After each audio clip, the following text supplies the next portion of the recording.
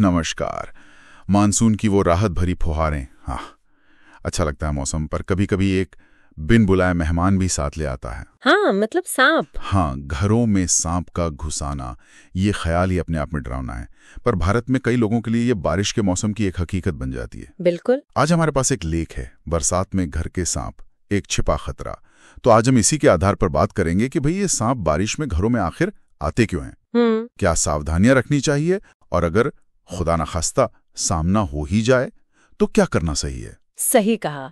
मकसद तो यही है कि इस गंभीर विषय पर थोड़ी जानकारी बढ़े, जागरूकता फैले। बिल्कुल।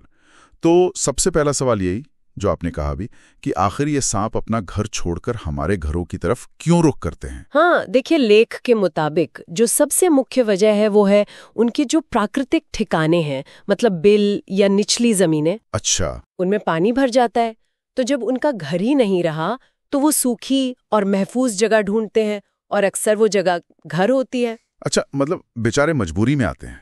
पर लेख में एक और बात थी, शायद सिर्फ पानी नहीं, शिकार का भी चक्कर है। हाँ बिल्कुल, ये भी एक बड़ा कारण है। बारिश में क्या होता है, मेंढक, चूहे, ये छोटे जीव बढ़ जाते हैं और ये भी छिपने के लिए घरों में आ जाते हैं। अब क्योंकि ये सांप का खाना है, पसंदीदा खाना। हाँ, तो सांप भी इनके पीछे पीछे आ जाते हैं। तो एक तरह से ये छोटे जीव अनजाने में उनको दावत दे देते हैं। सही बात है। और हाँ, कुछ सांपों के लिए ये अंडे देने का मौसम भी होता है, तो उन्हें सुरक्षित सूखी जगह चाहिए होती है जो घर में मिल जाती है। और घरों का जो एक जैसा तापमान रहता है ना, हाँ, कांस्टेंट टेम्परेचर, वो भी उन्हें बाहर की उमस या ठंडक से बेहतर लगता है। समझ गया। तो आने की वजहें तो कई हैं, लेकिन फिर आता है खतरे वाला सवाल। भारत में वो बिग 4 जहरीले सांप हैं, कोबरा, रसल्स वाइपर, करेत, सॉ स्केल्ड वाइपर।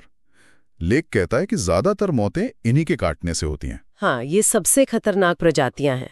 पर यह भी है कि घरों में रैट स्नेक जैसे, मतलब धामन जिसे कहते हैं, वो भी अक्सर घुस आते हैं। हाँ, वो जहरीले नहीं होते, पर दिखते डरावने हैं और लोग घबरा जाते हैं। और यही सबसे बड़ी मुश्किल है ना, हम जैसे आम लोगों के लिए जहरीले और बिना जहर वाले सांप में फर्क करना तो लगभग नामुमकिन है। बिल्कुल। इसलिए लेख साफ कहता है, घर में कोई भी सांप दिखे उसे गंभीरता से लेना चाहिए, खतरा मानकर ही चलना समझदारी है। सही कहा।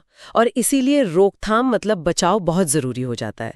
कुछ आसान सी चीजें जिनका ध्यान रख सकते हैं, जैसे बाथरूम और किचन की जो नालियां होती हैं उन पे महीन जाली लगाना, दीवारों या फर्श में अगर दरारें हैं तो उन्हें सीमेंट या पुट्टी से भर देना, दरवाजे खासकर रात में ठीक से बंद रखना। दरवाजों के नीचे वो रबर की पट्टी आती है, वो भी लगा सकते हैं शायद। हाँ, डोर स्वीप्स कहते हैं उन्हें। वो दरवाजे और फर्श के बीच की खाली जगह को बंद कर देती है, काफी असरदार होती हैं। और घर के आसपास की सफाई, उसका भी जिक्र था। हाँ, वो तो बहुत ही जरूरी है। घर के आसपास लकड़ी का ढेर, कबाड़ या पत्थरों का ढेर, ये सब न जमा होने दे। छिपने की जगह बन जाती है। हाँ, ये सांपों के लिए बढ़िया छुपने की जगहें हैं।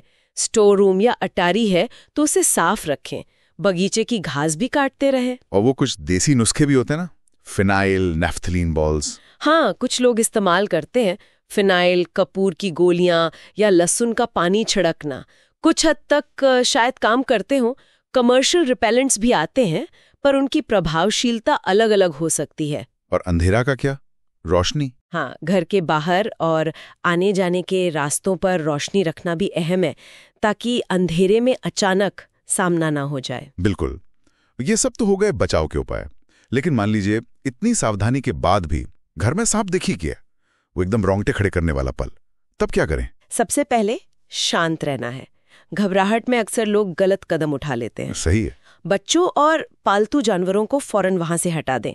अगर हो सके तो जिस कमरे में सांप है उसका दरवाजा बाहर से बंद कर दें। और फिर फौरन किसी प्रशिक्षित स्नेक रेस्क्यूअर या फिर स्थानीय वन विभाग को फोन करें। उनके नंबर आजकल आसानी से मिल जाते हैं। और जब तक मदद ना आए, दूर से सांप पर नजर रखें, ताकि टीम को पता रहे वो कहाँ है। बिल्कुल। और क्या बिल्कुल नहीं करना है, ये भी जरूरी है जानना। उसे मारने की या खुद भगाने की कोशिश तो बिल्कुल ना करें। लाठी डंडे से मारना या कोई स्प्रे वगैरह डालना, ये सब खतरनाक हो सकता है। सांप हमला कर सकता है। हाँ, वो डर कर हमला कर सकता है। और जैसा पहले कहा, ये कभी ना माने कि सांप जहरीला नहीं होगा। ये फैसला और उसे पकड़ने का काम विशेषज्ञों पर ही छोड़ दें। ठीक है। अब आते हैं सबसे बुरी स्थिति पर, मान लीजिए दुर्भाग्य से किसी को काट लिया, तब फर्स्ट एड क्या होना चाहिए? सबसे जरूरी है पीड़ित को शांत रखना। उसे बिल्कुल हिलने डुलने ना दें। घबराहट से जहर तेजी से फैल सकता है। ओके। जिस हाथ या पैर पर काटा है उसे स्थिर रखें, हो सके तो दिल के लेवल पर या उससे थोड़ा नीचे। और वो जो फिल्मों में दिखाते हैं, काटना, चूसना, कसकर बांधना? नहीं, वो सब बिल्कुल नहीं करना है। घाव को काटना, चूसना या बहुत टाइट पट्टी बांधना, ये सब नुकसानदेह हो सकता है। बस हल्के से कपड़े से ढक सकते हैं। पीड़ित को कुछ खाने पीने को भी ना दें। और फौरन अस्पताल? हाँ, जितनी जल्दी हो सके सबसे नजदीकी ऐसे अस्पताल ले जाएं जहां एंटी स्नेक वेनम यानी सांप के जहर की दवा उपलब्ध हो। ये जरूर पता कर लें पहले। अच्छा, ये भी ध्यान रखना है कि हर काटने पर एंटीवेनम जरूरी नहीं होता। हाँ, ये जरूरी नहीं। कई बार सांप बिना जहर छोड़े काट लेता है, जिसे ड्राई बाइट कहते हैं।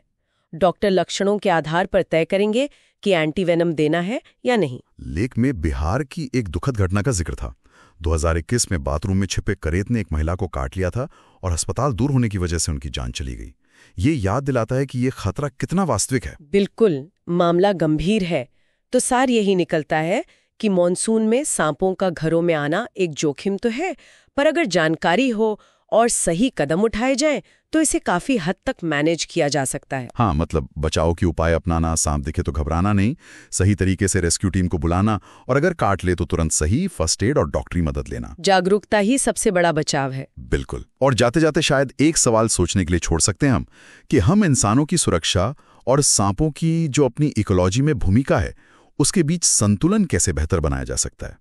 सही सवाल है। क्या हमारे समुदाय सिर्फ घटना होने पर रिएक्ट करने के बजाय मॉनसून से पहले ही कुछ सक्रिय तैयारी कर सकते हैं?